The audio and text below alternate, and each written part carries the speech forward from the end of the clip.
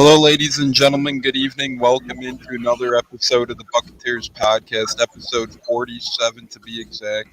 I'm your host, Tampa Tones. We're joined by a very special guest tonight, old friend of the show's joined us in the past, Evan Winter from Sports Illustrated, his new adventures. We can't wait to hear about that and follow the work he's doing there. We'll let you guys know where to follow that and find more about that here shortly. We're also joined by the crew. We got Cody and we got Stunna in the house, and we have a bit of an announcement as well. It's our first episode for Bucs Life Media, so we're proud to join Bucs Life Media.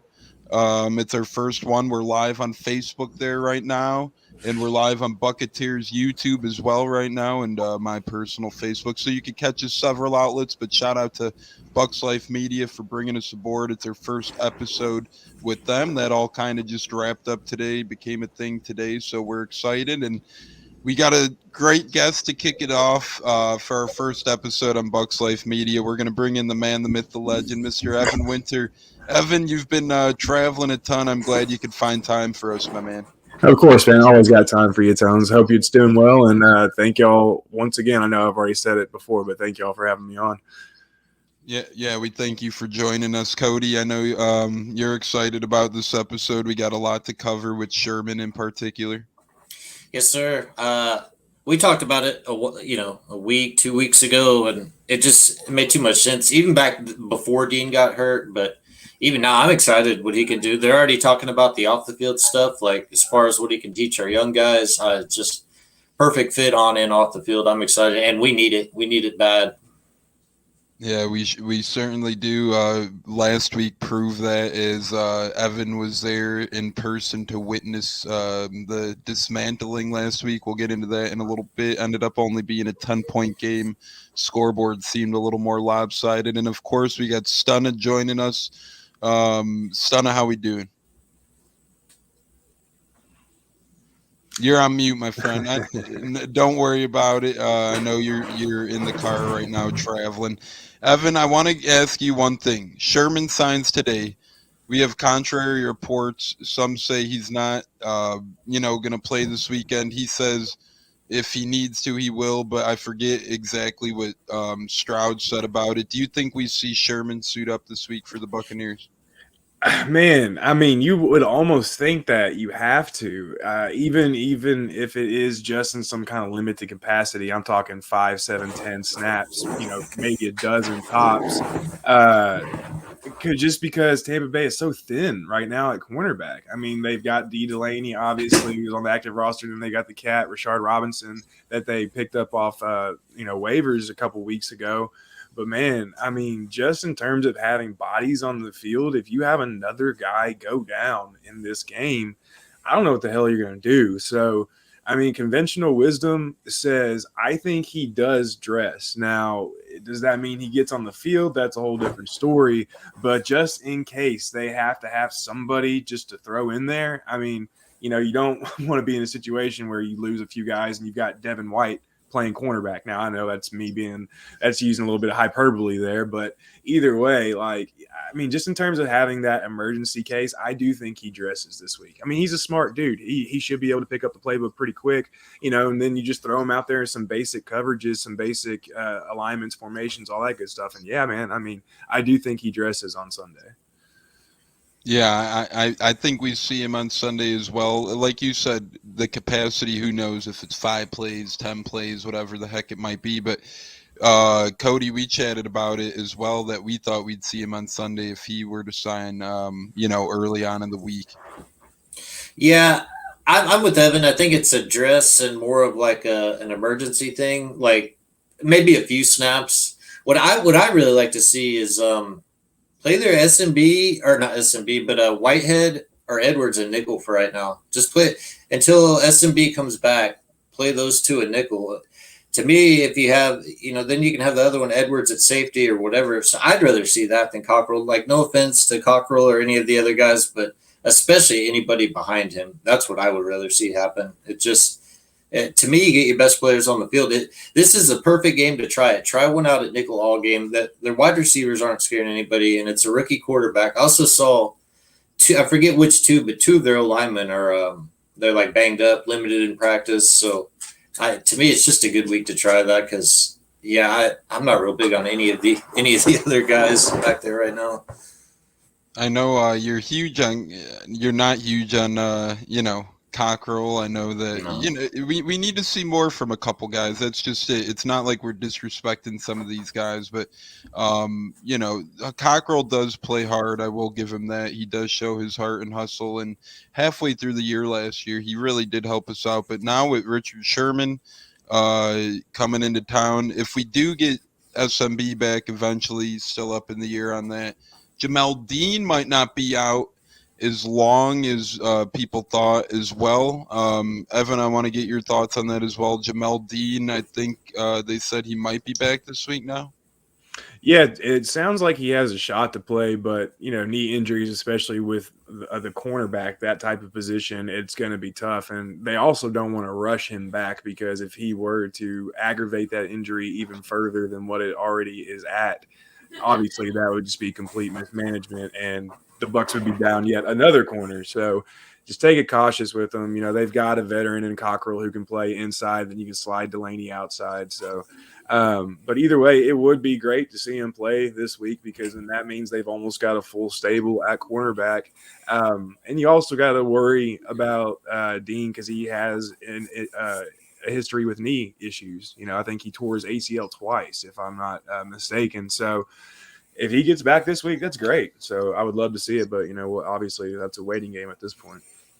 What do you see the future pecking order as well if we do get all the guys healthy and on board? Say if we end up with Carlton Davis, Sherman, SMB, Jamel Dean, and Cockrell. How do you see this depth chart playing out for the cornerback position? Yeah, that's a really good question. Really, since Carlton and SMB can play inside and out, now granted, obviously SMB is playing more inside than Carlton is, but that really allows you to do a lot in terms of your secondary. Obviously, Cockrell is going to be your inside guy and your reserve safety, probably your number 3 safety, number 4 safety, if when it boils down to it. And then you're going to have Carlton on the outside. You'll have Dean on the outside in nickel. SMB will slide in, obviously. And then you have Sherman, I believe, backing up Dean. Just in terms of knowing the playbook, knowing the defense, being able to communicate with your teammates. Yes, Dean has struggled, but right now I don't think he's done enough to lose his job as the outside corner in nickel sub packages or even dime whenever the Bucs go to dime. So I still think Sherman's going to be a backup at the end of the day too, because he's also on a 1-year deal. So now, granted, if he comes out and balls, you're losing Carlton next year potentially. So you've got some wiggle room in terms of what happens next year. But for this year, I think Sherman, even with a full healthy stable, I think he'll be the primary backup outside corner, or I guess if you want to say the second corner in nickel package, whatever semantics you want to use. That would be the ideal problem to have, right? All those guys on board trying to figure it out. I like your idea, though. He is on a 1-year deal. He is a little older, so when we get those younger guys back, it would be nice to see him, secondary outside corner brought in on those nickel packages to help out. Cody, I know you had some scheme specifics you wanted to break down a little bit as well.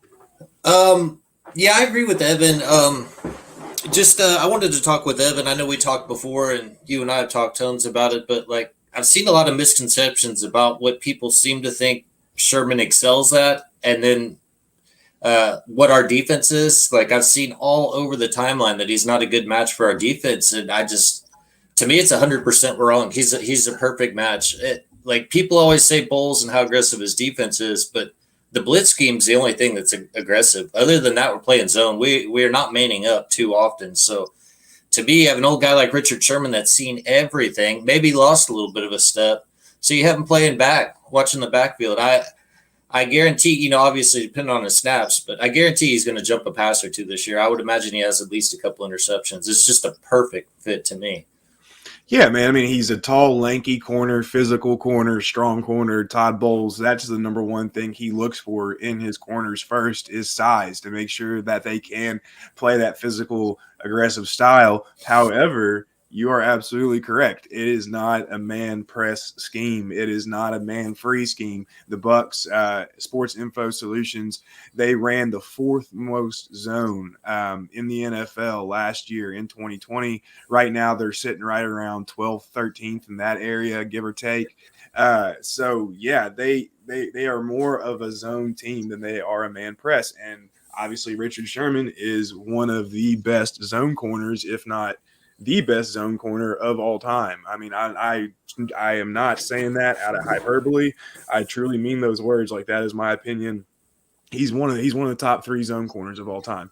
So, and what it also allows you to do is it allows you to mix your coverages. You can play quarter, half. You can play your cover 6, all that other stuff, to where, yeah, if you want to man up, and this is the one beautiful thing about going back to Carlton, is he could man up on his assignment over on this side of the field, shadow whatever, and then you have Sherman playing a cover 2, with whatever safety up top. I mean, it actually allows the Bucs to be a lot more flexible in terms of what they're doing in the defensive backfield. So it's a move that makes absolute sense. I'm with y'all. Whenever the rumors first started kind of popping up a few weeks ago, I immediately texted a buddy and said, he's coming. It's going to happen. They just got to make it work dollars and cents.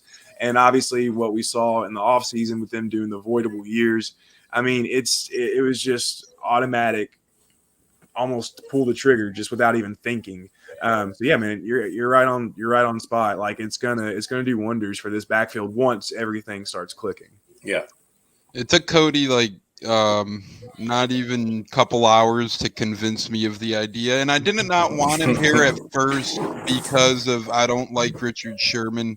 I didn't want him here at first because I had faith in our young guys. We weren't really injured at the time, but Cody had the idea to bring Sherman on board, honestly, even before we started sustaining injuries. So it's really cool to see it all pan out. Evan, you said you had the idea too. I think a lot of people started getting the idea of Richard Sherman, and then it comes to fruition as we've seen over the past week. Carolina added a couple corners. I know they were interested, so that might have taken them out of the running by adding Henderson and signing ex-Buccaneer Rashawn Melvin to their active roster. And then I know 49ers signed Buster Screen, so that might have opened the door for Richard Sherman for us, or do you think before those moves happened, we already had something going? No, I definitely think that helped. I actually tweeted it out last week whenever I saw that the Panthers had reached out to Sherman after J.C. Horn, which, by the way, R.I.P. J.C. That he was like my favorite prospect coming out of the draft. So, just absolutely hate to have seen that. But either way, whenever it said that they had reached out, I thought that gave the Panthers an edge because he'd obviously be starting there. Now, granted, this was before Dean hurt his knee. But yeah, I definitely think them adding other players opened the door more for us. He might have had, 1 foot in the door, 1 foot out in the hallway. But then once the other spots got filled, Dean got hurt. He saw it. And he even said during his podcast earlier today, I don't know if y'all got to listen to any of it, but he said, he thought a lot about it. He talked to a lot of people. He made a lot of phone calls. So, he went through his options and he thought it out. And obviously we all know he's a smart dude, Stanford grad.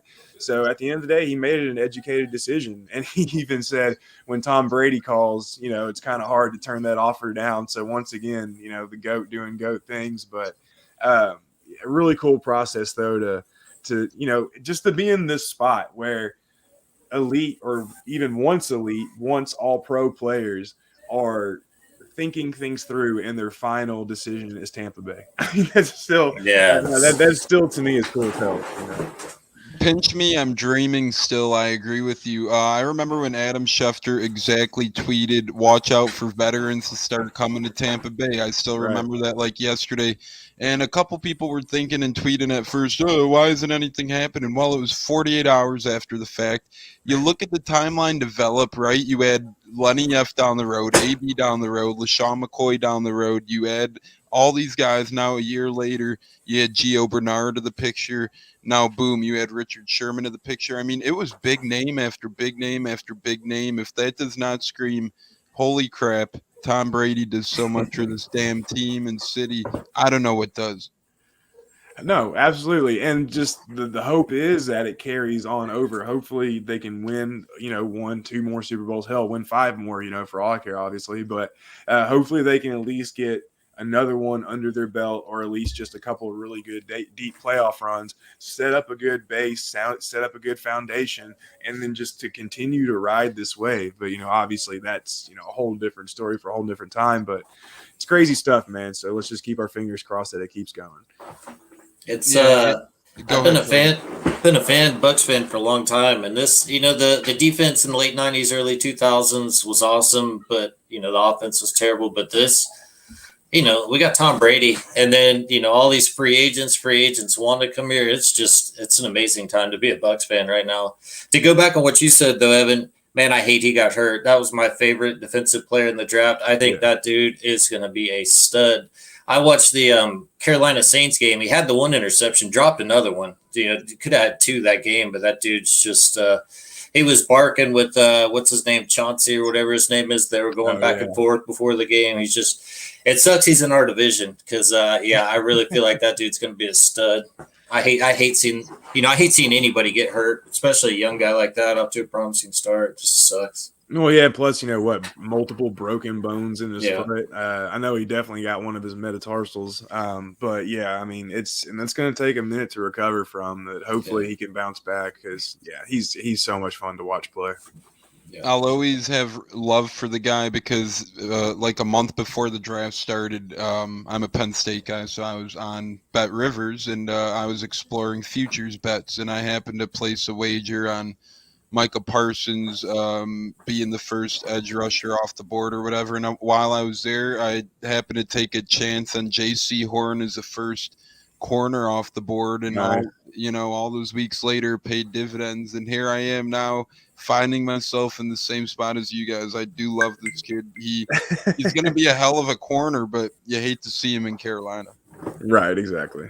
They're building. I tell you what, Carolina is building a defense. They are building a team. All those high draft picks on the defensive line, everything else. I absolutely love Joe Brady, their offensive coordinator. They got McCaffrey. It depends a lot on Darnold, but that's a team coming up. They're going to be competition soon. Atlanta, I think's on their way down. Saints, who knows? Saints could be dominant. They might not. Who knows? But Carolina, I think they're going to be a good football team for years. Saints are like in that spot where they're figuring things out on the fly. But they've got such a good damn head coach. Y'all thought I was going to say quarterback, didn't you?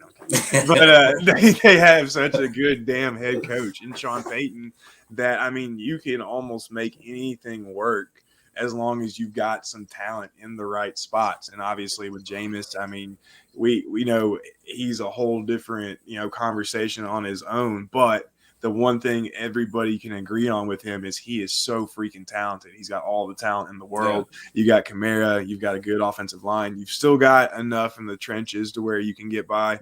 And then you've got some dudes back in the secondary. So, I mean, yeah, man. I mean, but they're in that weird area where, like they're growing, but also like failing. I don't know. It's hard to put to words, but it's going to be interesting to see what happens then with them. I still think they win 9-10 games. I hate to say that, but easily I think, and 10 plus games. I mean, that defense alone, that in my opinion, I'm not going by the stats, just what I've seen, and then maybe the stats too. That might be the best defense in the league right now. I know last year they were top 5 in basically every major category. It's just a team so good.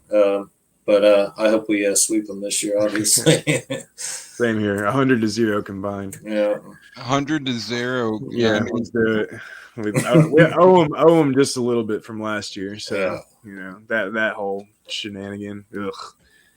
Talk about trying to, like, chug a whole fifth of liquor after a game. To forget. I mean, my God, man. I wanted nothing to do. Even though I did win, like, $450 off that game, it still sucked. That was terrible. Terrible. How'd you end up? You play in squares or something?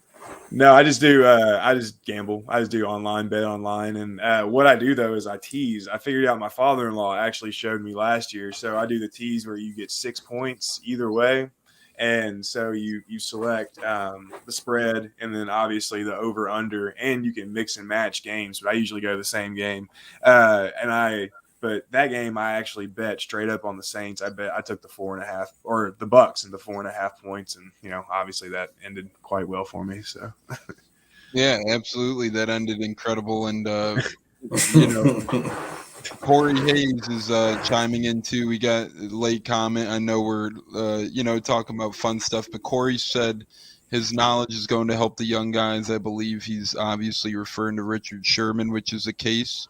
And I wanted to ask you real quick of another veteran, Pierre Desir. Do you think we see him at all this week? I know we locked him in on the practice squad. Yeah, I would think he probably stays down on the practice squad. He's not a Richard Sherman type guy. It all depends on how well he knows the playbook or how well the coaches think he can do in special teams. And honestly, I just don't think he's had enough exposure at this point. But I'm also not down there every day. So, watching the practice and seeing how they use him and align him. But just going off a hunch, speculation wise, no, I would say he probably doesn't get called up this week. That would make sense. Obviously, if he's not up, do you think he has a chance at playing at all for Tampa this season, or do you see him as kind of out the door sooner than later? The way things are going in terms of health, yeah, he's definitely got a shot to play this year. But if everything goes according to plan, no, I think Tampa coming into the season, they had their first 4 corners locked up. They had Carlton, they had SMB, they had Jamel, then they had Ross, who they signed to not a 1 but a 2-year deal. Coming into the season, so that right there tells you what they had in store at least on paper for him. And then you had some guys just battling out in terms of special teams like your Antonio Hamiltons and all that good stuff. So unless we see another big injury, I think he'll stay most likely on the practice squad. Did they? I missed because I'm still catching up from my travels, but have they put out their 4 protections for this week? Desir was one of them for sure, and I'm trying to think of the other 3. Cody, did you get a chance to? Man, I think the kicker was one again. Oh yeah, the backup kicker was one for sure. He'll be one just about every week. Backup tight end, I forget his name. Yelder, and then the Yelder again. Oh yeah, Yelder, and then the 2 corners, I think Desir and Richard Robinson. Okay.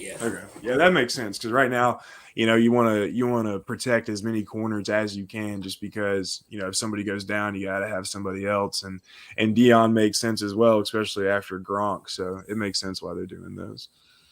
Yeah.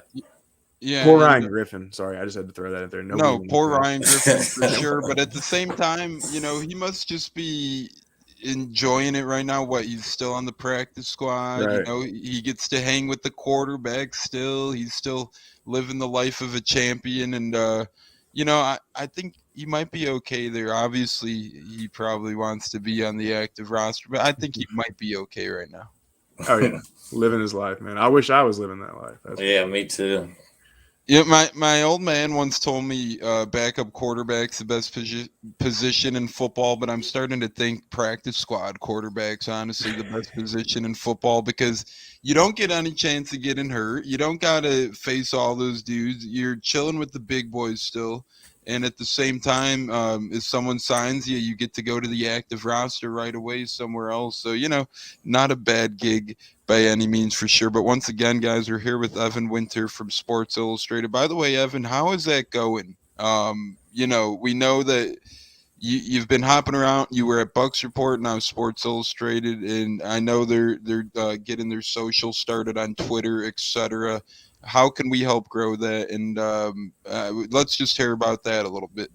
Yeah, man, it's been awesome so far, and big shout out to Zach Goodall. He approached me, with the offer to come work for them and all that stuff, and I couldn't turn it down. Obviously, I mean, he's awesome to work with. Jason Beatty, he's awesome to work with as well. And then we have a couple of contributors, Taylor Kyles, and then Donovan Keiser or Kaiser, one of the two. Sorry, Donovan, if I mispronounced it, but either way. It's a lot of fun, and obviously we're credentialed. We get to go to the games, all that good stuff, and it's like whenever, like you said, I worked at Bucs Report, but then I worked for Bucs Nation before that, and it's a lot like how SB Nation does their stuff. It's an extension of Sports Illustrated. It's the team particular site. So essentially, it's called SI's All Bucks. So yeah, you can check it out at SI_Bucks on Twitter. And honestly, that's the best way to do it. And yeah, you're right. They just started it up about a year and a half ago, the website itself. So it's still new, but hey, we're growing. I mean, we had really, really good numbers this past month. Obviously, that's the first month I've been here, but it was over 150% increase. So things are going really well so far. It's a ton of fun and just still pretty surreal that it's happened. It's incredible, and I know Cody and I are always, we got a little group chat, and we're always sharing your articles, and each one seems to keep getting a little better every time. So it's awesome to see, man. It's awesome to continue to follow you. And I tell the truth. You're one of the top Bucs guys around. I said it about JC. I'll say it about you. I won't share the other few I have. One day, if I get the chance to talk to them, I will. But you are the man, and even Corey's been active. Corey Hayes even says Evan is the man. So, Corey, he adds he's one of the best in the game. Cody, I know you're a big fan of his work as well.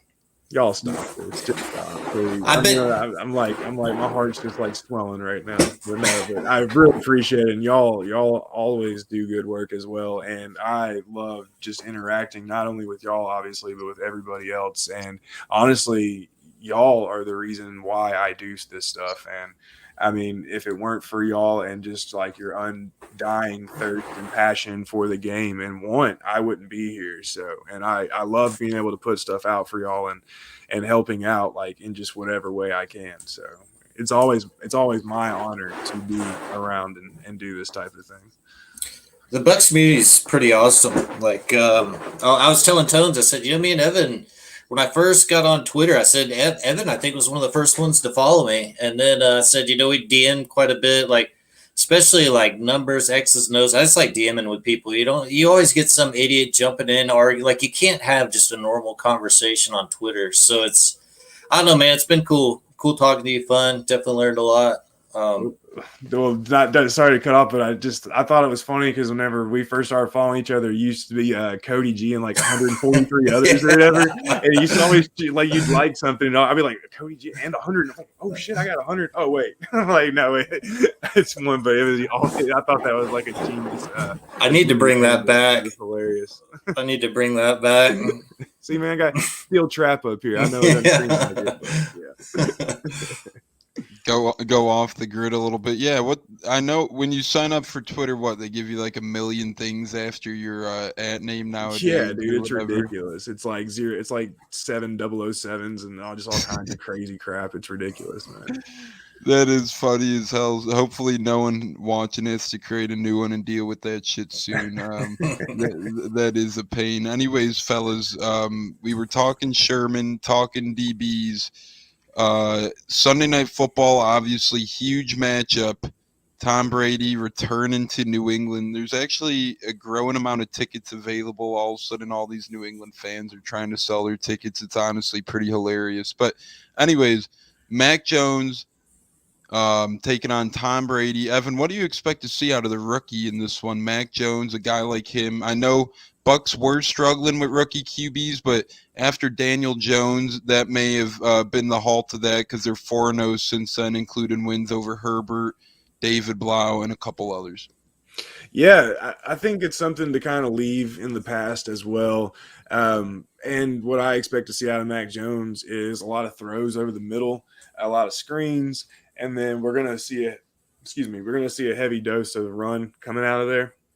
I know that Josh McDaniels knows that the Bucs can stop the run. They're going to deploy a light box a lot of times to dare you to pass and throw the ball. But I think he's looking at this defense right now, and he's salivating, man. I had a tongue-in-cheek tweet after the Rams game. I don't know if y'all caught it, but it said, this Bucs defense is about to make the Patriots offense look like world beaters. And I was halfway joking, but I was also kind of serious because some of the reactions I got were just hilarious, by the way. But I mean, there is a great chance that this Patriots offense can make some plays, especially Mac Jones. He's a lot more mobile than people think. He's got just enough to move the pocket and escape the pressure or the lack of pressure that we've seen from the Bucs over the last couple games. And I'm honestly a little nervous going into this game. I'm not as well informed because the damn All 22 is still under a rock somewhere. They will not give us the code to that. I'm about to do this backdoor VPN thing where I sign up with a UK account or some crap so I can start doing it. So I don't know what to fully expect. But I mean, yeah, right now this game it's shaping it up to be. I mean, don't get me wrong. I'm not saying Tampa Bay is going to get beat by 10 or there's some great chance that they get upset. But just right now, when you look at all the circumstances surrounding the game going into it, then plus what we've seen out of the last 3 games, I definitely think this is not going to be any walk in the park. That's for sure. Yeah, New England's never easy place to play, no matter the circumstances. And given the buildup for this Sunday night game, you bet your ass that they're going to be ready. Bill Belichick's already trying to play mind games in his press conference today. Said that he pretty much knows and could predict every play that Tom Brady's calling at the line. It's like, all right, Bill, I'm going to call your bluff, and we'll go from there. That's how I view it. Cody, did you get to hear any of that about Billy B running his mouth? I listened to a little bit. They've still got a good defense. Like he does know some of Tom Brady's tendencies, stuff like that. He's a smart defensive coach. I said, like last week or whenever we talked about it, I think it's going to take us a minute to get going. Their defense is pretty good. Their offense, I mean, with the way our defense has looked, who knows? I mean, I know it's a rookie quarterback and all that, but these big games, high emotion games like this, it's almost like a rivalry game. I don't know. I could see it going either way. The one thing that has to happen is we've got to get a pass rush going. We absolutely, this is the perfect game to figure it out. We've got to get that figured out. We just, on defense, we've looked terrible. We've looked terrible all year. Well, and their receivers too, with all the issues that Tampa's having in the secondary right now, the Patriots receivers aren't really the greatest. I really like Kendrick Bourne, but on a scale of 1 to 10, he's about a 6 or a 7 in terms of his ability and what he can do. Now, obviously, you've got 2 really good tight ends in Jonnu Smith and Hunter Henry, but you can contain them, especially if you've got safeties like Tampa Bay has and the 2 linebackers. Well, 1.5 linebackers in Levante and Devin, because we know how Devin can be in coverage from time to time. Yeah. So, I mean, they match up really well. It's going to be how McDaniels schemes it, and McDaniels is a great offensive mind. Obviously, he's a lot like McVay in terms of misdirection, counters, play action, all that stuff. So if he can find a way, which you would think he would, to get his guys in space, all they got to do is execute. And, at the end of the day, this is the NFL, so players can execute. We'll see. But the one thing they got to stop is these damn penalties. The penalties, the turnovers. I mean, that stuff has got to stop. If it does not stop, it doesn't matter who they're playing. They're going to struggle every single game, and they're going to lose about half the games. I mean, you can't win in this league committing 10 penalties a game. You're just not going to at all. Yeah, it's wild how undisciplined we are right now. We talked about that before the Rams game. It's one thing versus teams like Atlanta and stuff like that, but you play good teams. You can't be – I don't even remember the yards or whatever, but, yeah, you just – you can't constantly putting yourself behind the 8 ball on yards and everything else. My thing where I end up with the Patriots is even if it turns into a shootout with the way we've looked this year, I don't have any reason to think it might not turn into a shootout. I just don't think they can score enough. The Rams, I knew, they could score enough. Dallas, I knew they could score enough. So, but I agree with you. The short game, that's what's worked. These wide receiver screens, misdirections. Until we stop that, that's what they're going to keep doing to us. The pass rush, it's basically eliminating the pass rush. So and then our tackling's been bad. Penalties and tackling is driving me crazy right now. So, Tones and I talked about it before this, but we've got a good 4-stretch game of 4 games here that, should be not easy wins, but, we need to get back on track these next 4 games for sure. And the one good thing is, and I know granted they've got 2 big injuries in the secondary, but overall as a whole, and you got JPP, but as a whole, the team's been relatively healthy. So let's hope that stays on track the way it has outside of a couple of exceptions there. But it's just, I don't understand how a team can go like they were the Bucs, like they were the first 5 weeks of last year, where just penalties, lack of discipline, miscommunications, all this stuff. They get it corrected for the most part over the next 4 or 5 games, but then they just take off over the last 8 games, and then you revert back to that, 6 months later. I don't understand how you make that, you overcome that, but then you fall right back to it, because like y'all said, at the end of the day, it's discipline, it's focus. And the reason I had the Rams winning that game all week long last week until I woke up Saturday morning to write my prediction for Sports Illustrated. And I changed it to the Bucs because I thought Tom would have them ready. I thought he'd have them prepared. And I mean, lo and behold, first third down of the game, first drive of the game, false start, Josh Wells, 3rd and 1, now it's a 3rd and 6, and then 3. I mean, like, it's just like, what the hell, man? Like, I don't get it. And I want to say part of it is because, don't get me wrong, this coaching staff is great, and they are very good at what they do, and they're also very disciplined, but they're not laid back, but they're not as strict as most coaches. They don't come off with, just straight up. But then when you juxtapose, I'm kind of sorry, I'm going kind of on rambling here, but whenever you juxtapose that, though, with a Sean McVay, who's also a laid back guy, or not as strict, his team's not committing penalties. So I just don't really know what the hell's going on and why penalties are such an issue with this team. Me and Cody kind of talked to, for whatever reason, I know completely different coaches, players, etc. But year to year, this seems to be the same problem for the Bucs. No matter who's playing, who's coaching, seems like you can't coach the penalties out of these cats. Against the Rams, they had 7 penalties for over 40 yards. Rams only had 1 penalty. So anytime you have 7 times the amount of penalties as the opposing team, that does not set you up to win a ball game. Well, and I think the Rams only had like 6 penalties coming into that game too, or something crazy, like 5 penalties, something like that. Which that's 1 quarter of play for the Bucs. So, I mean, I don't know, man. I just don't get it. And I think this has also been an issue with all Bruce Arians teams. I wrote something about this for Bucs Nation last year. I think like since he's been head coach, I think his teams average like a 7th place finish in penalties every year. So, or every year that he's coached, like on average. So, like I said, maybe it's just him being a little bit laid back than most other coaches. I don't know. But like we said, one thing, it's got to stop. It's just got to stop.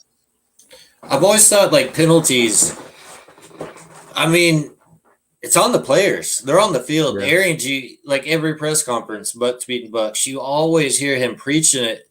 And it's just, we're a Super Bowl winning team with veteran leadership all over the field. Like, it is just mind blowing that this keeps happening. Like, this is something you normally see with a young team or a team losing all the time, frustrated. Like, it's just weird. And then, like you said, you factor in we were terrible with it, got better with it. Now we're terrible with it again. It's like, it's weird.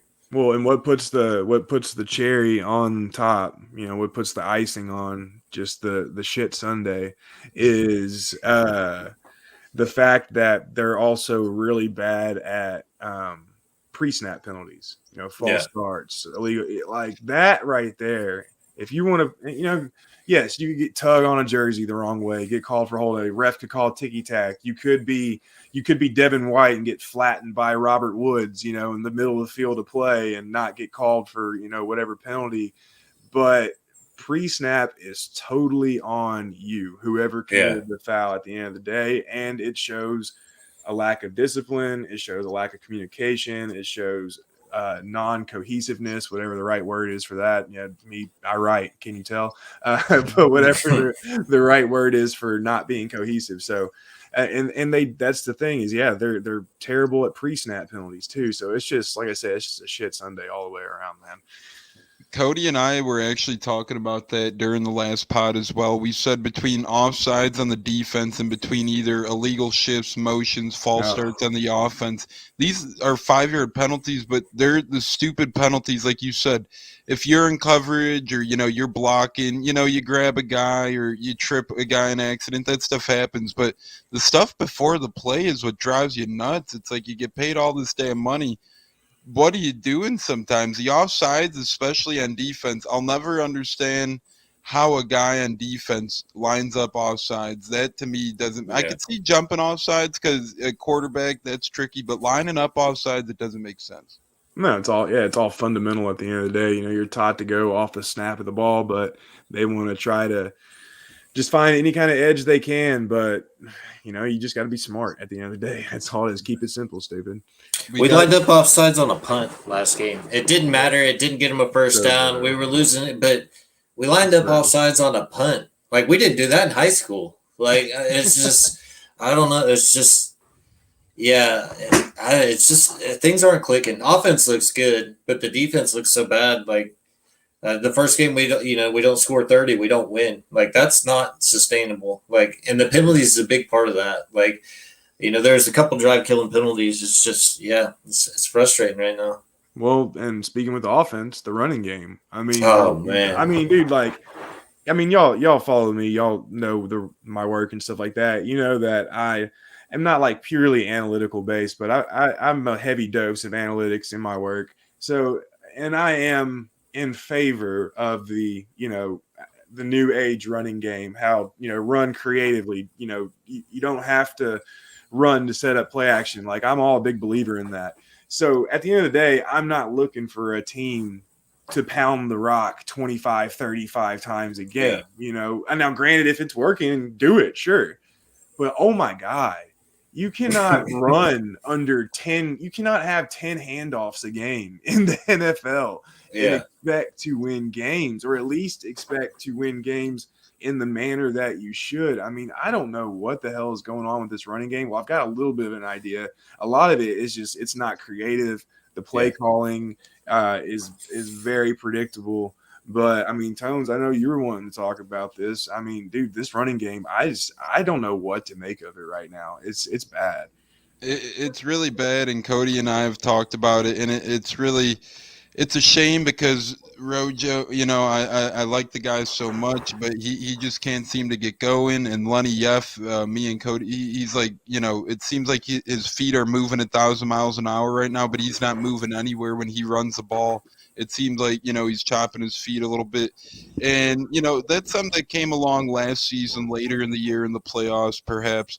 Rojo had a couple big games throughout the year last year. We're just not seeing those at all. And like you said, 10 times a game, we don't have to overdo it, but anytime you run 10 times or less a game, you're just not going to get a chance to get going. And that's what happens. I guess Tom Brady ends up being your leading rusher for 14 yards and a touchdown. But whatever it is, whether we provide a spark or something, I know a couple fans have brought up Marlon Mack because we know Bucs fans now, every time a guy's available, everyone's name, it's like Madden. You hear this guy's available, let's go get him.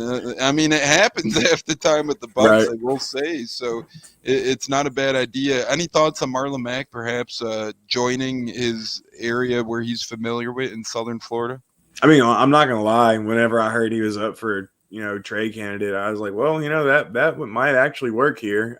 But yeah, I mean, there's just right now in terms of cap room, especially with just signing Sherman, and then plus he's on a 1-year deal, so whatever you get him for is going to come directly off the top, unless obviously you sign him. I wonder, this is getting a little random, but I wonder if you were to bring in a guy like that, I wonder if you could just tack 4 void years onto his deal and spread it out and still pay him, but like extend him, but don't extend him, sign him to a voided extension. But anyways, whatever he's costing right now would come directly off the cap. So unless, like I said, they signed him to an extension that really wasn't an extension, I don't think they'd be able to make it work. But hey, I was a fan of his a couple years ago. Obviously, injuries have slowed him down over the last couple of years. But I mean, hell, he was almost 1,000-yard rusher a couple years ago. I mean, he looks pretty good and he can catch the ball. So you never know. I think he did crack 1,000 once, and then I think he got Okay. high. I think he got high 900s once. My brother, big Colts fanatic. So, I was actually telling him before the season started when the Colts re-signed him. I'm like, why the hell are they re-signing him? Not because he's a bad running back, but they have Jonathan Taylor. Right. They have Yeah. Nyheim Hines that they gave money to. What do you do in giving a guy like Marlon Mack a couple million for coming off an injury to just sit at third string? He's not going to play much. Colts could have used that money for a wide receiver, tight end. We could talk about that another time. But Marlon Mack could have had his opportunity this offseason. Now he's asking for trade. I think it could be a fit. Like you said, it's a lot of stuff behind it, a lot of money factor and whatnot. I do know Colts need a wide receiver. I know we don't have any pressing ones to give at this very time, but I don't know. Somehow they'd freaking take, package of Vaughn and Watson, seal me up, sign me up for that somehow. If the Colts are on board, they're working out guys right now. The Colts are working out guys who have one career game played at wide receiver. It's down bad in Indies, so you never know what would happen. But I wouldn't expect anything on the Marlon Mack front soon. Cody, I know we talk about running back a lot, man. Pretty concerning.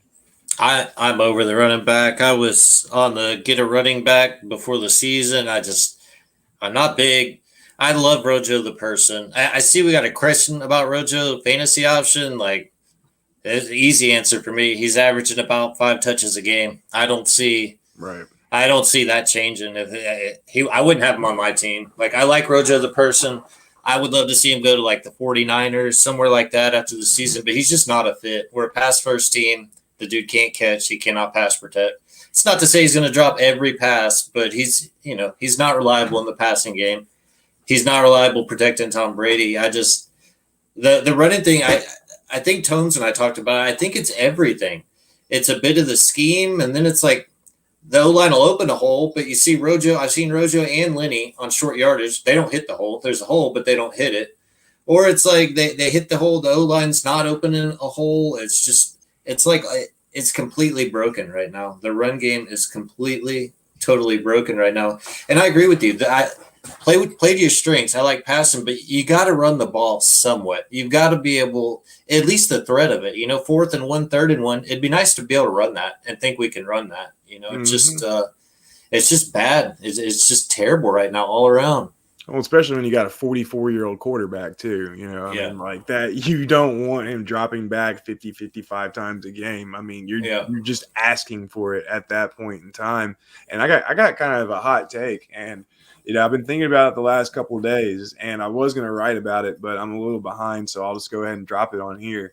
As long as he stays healthy, I think Giovanni's going to outpace Lenny and Rojo the rest of the year. I think he's going to be the new lead guy, and I think it's just he offers them more than what the other two can do, and I don't know how soon we're going to see that. I think it's going to slowly creep in, kind of like what we saw last week, because you got to think how much BA has talked up Leonard and Rojo, saying that they're going to split time. Giovanni's just our third down guy, which he was more than just a third down guy last week, and we saw how that worked out from time to time. I mean, he's going to have to eat some words, but at the end of the day, if he's the best option, put his ass out there, man, and let him go to work. I mean, hell, he's a good dude. Let him do it. I mean, we saw him on that screen pass, what he did against the Rams. He still got moves, so. And even though it ended up not equating to anything, we just seen his awareness and agility by the fumble or whatever you want to call it that fell out of Brady's hands. I mean, Gio was alert. He was aware. He made a play on the ball. He didn't hesitate at all. Some of our other running backs, it's like they get the ball, they seem to know what they're doing, and then right as the play's about to end, it seems like they slow up a little bit or their brain cramps a little bit. In particular, that Lunny F fumble. The other team, Atlanta, never recovered it, but Lenny F had a play where he was heading towards the sideline, technically never went out yet. He fumbled, and then he kind of just looked at the football a little bit, and it's like, what are you doing? You got to be aware as a running back, especially as you said, with that old of a quarterback, you got to be able to have a competent ground game. I think if Gio Bernard outpaces the other two, I think we could see some exciting plays coming from him out of the backfield. I think we could see some big plays with him. Are you writing off Keyshawn Vaughn at this point as a lost cause? No. I just think right now he's just odd man out. Bucks are in a flux. Wow, I did not mean to rhyme like that, but they're in a bit of a flux whenever it comes to the running back position. They've got a 4th-year guy in Ronald Jones coming off a career year. I mean, he had a hell of a year last year. You had Leonard Fournette coming off his great playoff run, but they still didn't show that they had enough of what the Bucs needed out of that position. So they bring in Giovanni for a year. I just think it was more of a collection of he had some splashy moments in his rookie year, but nothing, to really, really hang your hat on. I just think it was more of kind of a little bit of a down rookie year mixed in with some odd circumstances, because if you look at it, and obviously this is going to change between now and then. I don't know how it's going to change, but it will obviously change.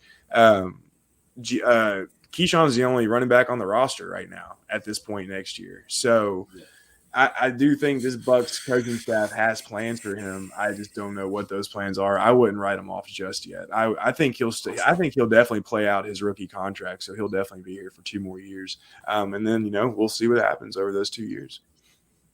Yeah, and he's a big play threat. I know from his college days at U of I and Vanderbilt. I mean, he could rip off big runs. He's a home run threat guy, so it'll be interesting to see how he fits in. Do you think we see anything out of former Chiefs running back Darwin Thompson at all while he's here? No, probably not. I would think unless, there's an injury or something like that, because right now, outside of last week, Keyshawn's been inactive for the first 2 weeks. So obviously he was active last week, but I think Darwin would just stay back there in the shadows unless something drastic happens. Or, hell, who knows? Lenny he was labeled inactive late in the year last year whenever, Arians said that whole thing came out about him basically telling them, you got to suck it up or you're off the team. He was inactive. Was that the Falcons game, week 15 or maybe week 14, the week before that? But either way, Ronald Jones, if he keeps playing the way he's playing and only getting 6, 7, 8 snaps a game, hell, he might be inactive on some point down the year, and Darwin might, get a crack at it. So who knows? But overall, I would say he probably stays in the shadows. I think I said that on the last pod. I said, don't be surprised if we see Rojo inactive in a week or two. Like he hasn't looked good. We need some sort of a spark. Like he's only getting. It's not like he's playing a lot and not looking good. Like.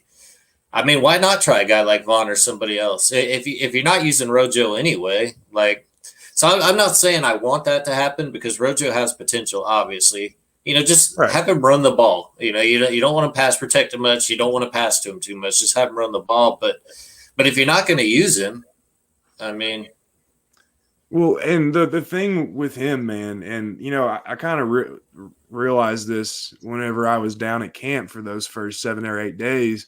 But obviously, I left after that, obviously. But I didn't put too much more into it because I wasn't down there every day. And, it's different when you're down there every day watching and, seeing how players are used and how they're practicing, so on and so forth. But those first 7 or 8 days I was down there, he didn't do anything special. He looked okay. It was more just like a ho-hum type training camp for him. And then obviously we never really heard of anything coming from him like, oh, Rojo looked great today, blah, blah, blah. Yeah. We heard mostly, he still looks like Rojo.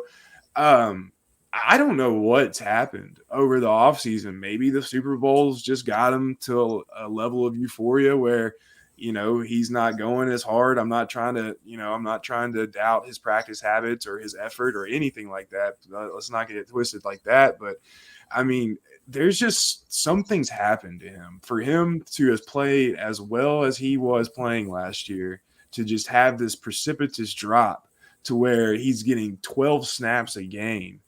And, even Arians said it after the Cowboys game that he was not mentally prepared to overcome that fumble. I just don't know what's happened to him, man, over these last few months. And it sucks because he could be a really good player in this league. And it's key that you do point out that his off season, no no noticeability this year. Last year, I remember a lot of people were wowed by the videos Rojo was putting Right. out during the off season to get better hands, to get better agility up the sideline. Rojo was impressive last off season. This off season, you win the Super Bowl, things change a little bit.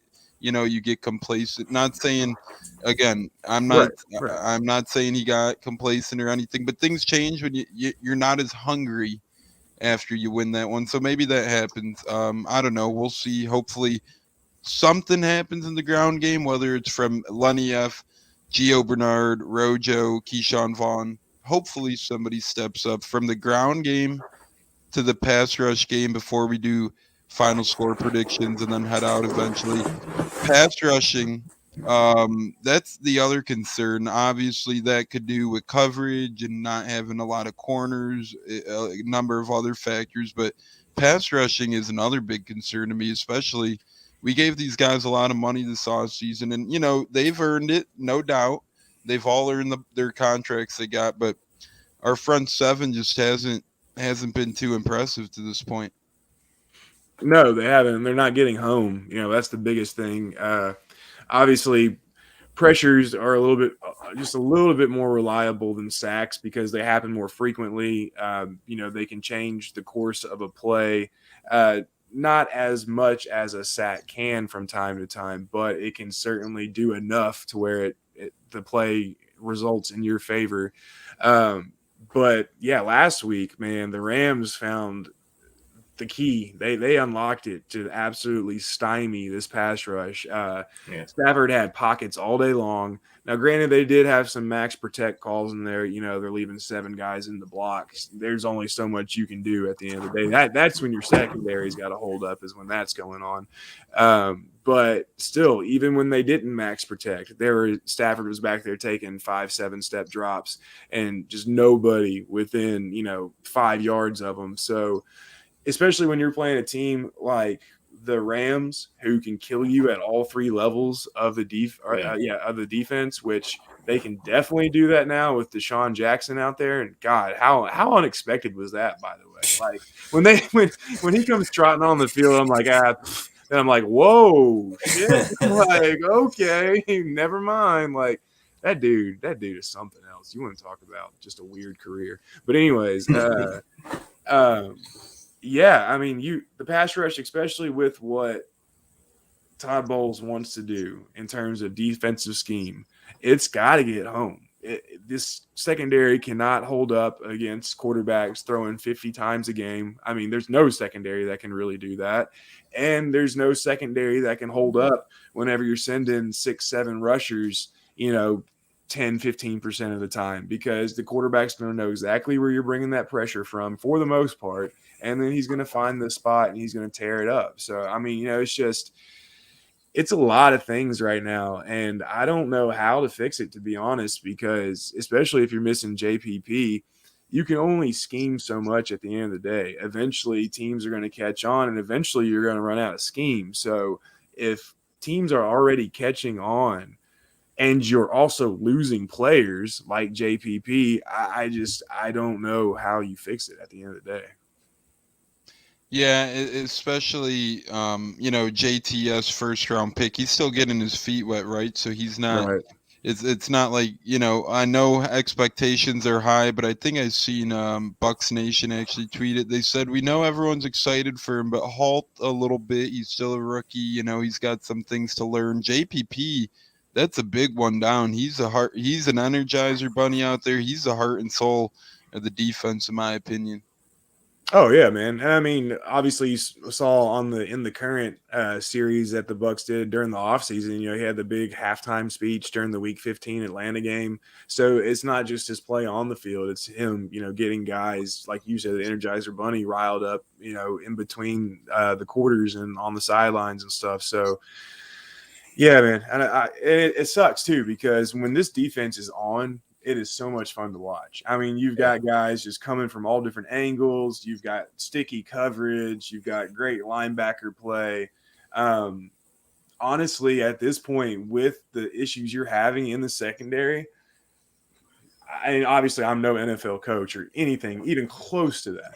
But why not start sending more secondary blitzes? Why not sending more corners on a blitz? Why not try to start, diversifying scheming that way in order to hopefully maybe just drop a guy back in that landmark that the quarterback's not expecting? I don't know, man. But they've got to figure something out. I think Pro Football Reference has them number one blitz percentage, like 44% in the league, yet like fifth lowest pressure rate.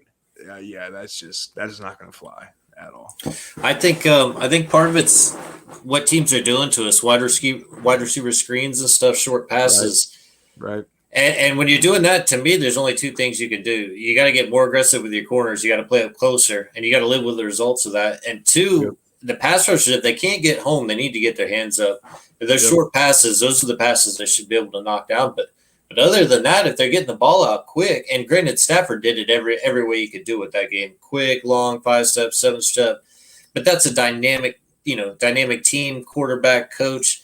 These next four aren't going to be that hard. So now's the time to get back on track, get the confidence up. And I would especially, this week, let's play a little more aggressively. I mean, are we going to be that worried about a rookie quarterback and no wide receivers that anybody's ever heard of? Like, maybe now's the time to, try it, especially with all these injuries. To me, I still think it's a game we win. I don't think they can keep up with us. But from what I've seen, that's the only two things I can think of to do to get the passers just can't get there on this, wide receiver screen stuff. Like they're not going to get there. Like no pass rush will. So yeah, maybe more aggressive. That's the only thing I can think of. Well, and that's the one thing to keep in mind too, from these last 3 weeks. And even the Falcons are still, they've got offensive personnel. The Bucs have played 3 good offenses in these first 3 weeks. Like I said, Falcons, I'm just kind of lumping them in there. They're obviously below average, but Cowboys, legit offense. And the Rams, obviously legit offense. So, I mean, the fact that you're kind of taking these lumps early on in the season, if the Bucs can just get through it and, like you said, get on track these next few games, kind of find a groove, maybe get healthy with Dean. I don't think we're going to see SM being the rest of the year. So when I say get healthy, I say hopefully Dean comes back, and then Sherman continues to come along. Then I mean, you can easily find this defense correcting course and saving itself, here over the next few weeks. But they got to do it fast. They got to figure it out because I mean, it's season's 4 weeks. Oh my God, we're already a quarter of the way in, so I got to start writing my quarterly report. So I mean, like we're here, so it's time to start getting it done. Yeah, it's insane to think. We talk all the time. Once football starts, the Sundays fly by, the weeks fly by. I don't know what it is about football season. Life just flies by, and then off season slows down a little bit. Then before you know it, boom, it's all off to the races again. But these 4 games we got coming up: Mac Jones, Jacoby Brissett, Jalen Hurts, Justin Fields. You got to take advantage, and that's nothing against, or I guess it could be Andy Dalton, Nick Foles. Hell, Matt Nagy doesn't really know what the hell he's doing anymore. It'll be me starting for the Bears. Evan Winter's going to trot out there. And, Sports Illustrated might need a new Buccaneers contributor after that game with the Bears offensive line. That's for sure. I don't know if any of you guys caught that Bears-Browns game, but Myles Garrett was literally in Justin Fields' face every play. It was crazy. It's like, I don't know how the Bears feel okay putting that kid in, seeing every play he's getting hit like crazy, but that was just hard to watch. But anyways, at least we don't have that problem in terms of our offensive line. It would be nice to generate that type of pressure. But we got 4 young QBs coming up. This could be the good stretch to do so. Oh, yeah, for sure, man. And, let's just hope they can, because if not, you've got a surprise team in Carolina right now making some noise. You got the Saints still doing their thing, like what we were talking about earlier. And you got the Falcons. Yeah, they're the Falcons, but still, you've got 2 out of the 3 teams in your division looking pretty good right now. So, granted, fortunately, let's see, 2 of those next 4 are AFC games. So it's not gonna just absolutely kill us if the Bucs slip out and lose one of these next 2. But still, I mean, you don't want to start falling into holes early in the season. And that's what, now, granted, obviously we don't care because won the Super Bowl, but that's what caused the Bucs to miss out on an NFC South title last year, was falling into that early hole against the Saints and all that good stuff. So, Yeah, go ahead, Cody. Well, Tones and I talked last pod. These NFC games are important. I know it's way early in the season to be talking about seeding, but we've already lost the tiebreaker to the Rams, who I could see having as good or better of a record by the end of the year. Yep. So at minimum, we got to win the division. Obviously the one seed would be nice. So it's just these NFC games especially are important. We really, and especially these easy, like the Bears, some of the teams we were just talking about, like with these, we've got to win. Like, not to say they're must-win games, but these are the games we really, really, really need to be winning. We got Buffalo coming up later too. That's that's a tough game. So just we need to get on track. And we agree. Me and Cody have talked as well. We agree with you. Atlanta, obviously, they're not out there setting a blaze to the world, but their offense consists of Kelvin Ridley, Kyle Pitts, Gage, Mike Davis, Cordero Patterson, and then you got the veteran former MVP Matt Ryan. You're never going to have a terrible offense, when you got all that talent. And then going into Atlanta, that won't be easy. So as we wrap up here, guys, I know we're already over an hour here. Evan, thanks for hanging out this long. We do appreciate that. We're going to go with game prediction, final score prediction. We'll start with Cody, then I'll say my words, then we'll end with Evan as we log off. Cody, what are you thinking come Sunday in terms of what we see out there from the Bucs and the final score? I think, like I said earlier, I think it might take the offense a minute to get going, but I think they'll get going. I'm thinking 34-20-ish, something like that. Obviously, Brady gets the records, everything else, and I want to see AB back, see how he looks back. I think he's got something to prove versus the Patriots too, on top of obviously Tom and Gronk. So, but yeah, it's I think we win comfortable. AB is apparently the most hated player in the northeastern part of the United States. I don't know if y'all seen that little poll, but between Tom Brady and Antonio Brown, they consist 42 out of the 50 most hated players in each state. The one in Florida happened to be Jameis Winston. You had Antonio Brown in all those little states up there, and then you had Tom Brady just about everywhere in America. So it was really interesting. Deshaun Watson was in Texas, obviously, for other reasons. It was an interesting graphic, but I think you're right, Cody. I think Antonio Brown has something to prove. They kind of brought him in on that game. He showed out that game after a crazy offseason full of weird stuff going on in Oakland. He went to New England opening against Miami. He put up a decent game. He scored a touchdown, had about 50 yards, but then they cut him, had some off-field problems. Now he's going back there. So him, Gronk, Brady going back there. I think that during the first quarter, during the second quarter, the first half in general, New England's going to be hanging with us a little bit, and all the Bucs fans are going to start freaking out. But as the game goes on, as the game stretches on, I think we win by double digits for sure. And, I'm going to sleep good that night for sure. I don't see us losing that game. And Tom Brady's homecoming and Gronk's homecoming, AB's revenge game, I'm calling it. Bucs are going back there with the purpose. I think they escape with one. I still remember the last time we played New England was a Thursday night in 2017. The game was a little closer than I thought, and they had Tom Brady on that side of the fence. So I'm hoping that with Tom Brady now, we could swing that pendulum and we don't make it couple straight losses to New England. I think we've lost 4 or 5 straight to the Patriots now, if I'm remembering correctly. So obviously have a streak to break there. I'm going with 37 to 24 Bucs victory. I'm going a 13-point victory. I think that we end up putting 37 on the board, and I think a lot of those points come in the later second quarter and the entirety of the third quarter. Evan or Cody and I sounding like crazy homers predicting double-digit win right now, or are you on the same page here? Do you see the Bucs escaping by double digits? So, by the way, I remember that 2017 game, the Nick Folk game. Oh my God, that was Oh just yes. yeah, gosh, so gross. But anyways, so I don't think y'all are crazy. I He's their definitely kicker. can Not to cut see. you off, but I think Nick Folk's their kicker now. Actually, Yeah, he is. Yeah, he is. It's crazy how the life of a kicker, how it just like it's always in a circle. Like you just never know where you're going to end up if you're an NFL kicker. Um, but no, I don't think y'all are crazy picking them to win by double digits. I can definitely see that happening. However, right now, I just can't pick them to win a game by double digits. I mean, you look at the Atlanta game; they were up by 3 before Mike Edwards comes through with the back-to-back pick sixes. They're still committing penalties. They're still out of sync in a lot of different areas. Running backs are still missing pass protection blocks. Receivers are still dropping balls. The DBs are still missing tackles. Like the pass rush, like we just talked about, is not getting home.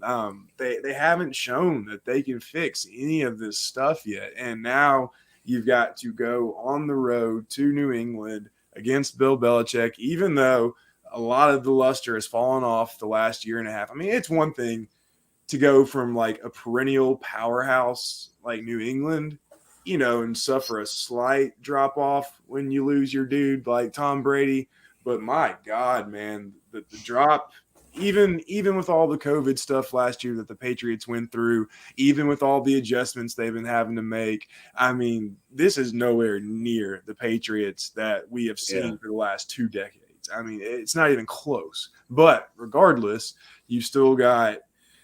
I mean, and also, I usually don't buy too much into this coach used to coach this guy, this player used to play for this coach. I don't buy into it too much. But my God, when you do it for 20 years, you play and you coach Yeah. with each other, you're going to know each other. You're going to know each other's tendencies. And Bill's going to get Tom a time or two on Sunday night, and then Tom's going to get him a time or two. So just right now, I cannot pick them to win a comfortable game, but I do have them winning. I've got 27-20 Bucs. So, but I only got them getting out of there with a touchdown.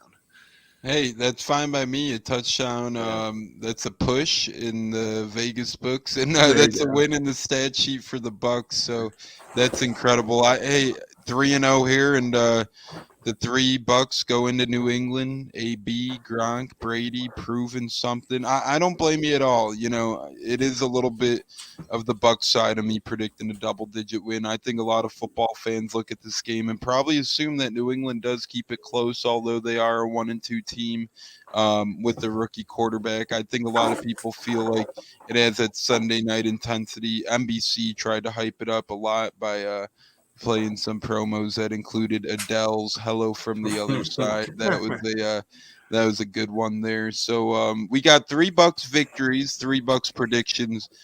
Guys, it's incredible when you talk with good people how the hell fast time flies. It's already over an hour and 10 minutes. Evan, thank you so much. Let the people know before you log off once again how to keep up with you, Sports Illustrated, and where they can find the content they need from you guys. Yeah, so it's Sports Illustrated's All Bucks, and that's allbucks.com. You can find us on Twitter at SI_Bucks. And then you can find me on Twitter at Evan_Winter. It's spelled EVAN, and then winter just like the season. And then also catch my podcast. I host the Believe in Bucks podcast. It's a Believe Podcast Family Network. It's the flagship Bucks podcast. And yeah, that's pretty much everywhere you can find me. How rude of me. I forgot to shout out the Believe Oh, Bucks dude, podcast. don't. Hey, no worries at all, man. No worries at all. We'll make sure when we'll put it in the description in the Apple and Spotify, et cetera, when we do put this out. So Evan's a man of many traits. He Sports Illustrated Believe his Twitter is incredible. When all 22 doesn't lag, this guy is watching film, helping provide thoughts and ideas that the people need. I watched the Rams and Colts game to the human eye. I missed a lot of stuff. Evan helped me break down, the game. Rams played better than that score indicated as well. So I'm not overhyping this man. Everyone go follow this man. Get your Bucks content. Cody, any last words as we log off? Go Bucks. Hopefully, let's just see a cleaner game this week. Penalties, execution, no drops. I'd just like to see. I do think it'll be close for a while, but we should win this game. But I just want to see a cleaner game. Let's just, the mental mistakes. Let's fix that this week. That would be a huge step in the right direction. Yeah. Yeah, I know it's still not. Let's cap the penalties to at least under 5. So, I know 5 that should be easy for winning teams of Super Bowl caliber for sure. But cap that number to under 5. Cap the drops to none. How about that? And let's have running game at least amass over 50. That sounds pathetic, but over 50 ground yards, and let's get. At least a handful of pressure, a good amount of pressures. That would be nice, fellas. I think we're all expecting the same thing, different scores, but I think we're gonna get there. Evan, I hope we can have you on again later in the season. It was incredible. Always, where to find me, so just let me know. Absolutely, fellas. It's been the Buccaneers. We appreciate it. It's Evan. It's Cody G. I don't know what the hell happened to Stunna. I think he just fell off the face of the earth as he was bobbing, through the car. But it's been Cody G, Tampa Tones, and Evan Winter for the Buccaneers.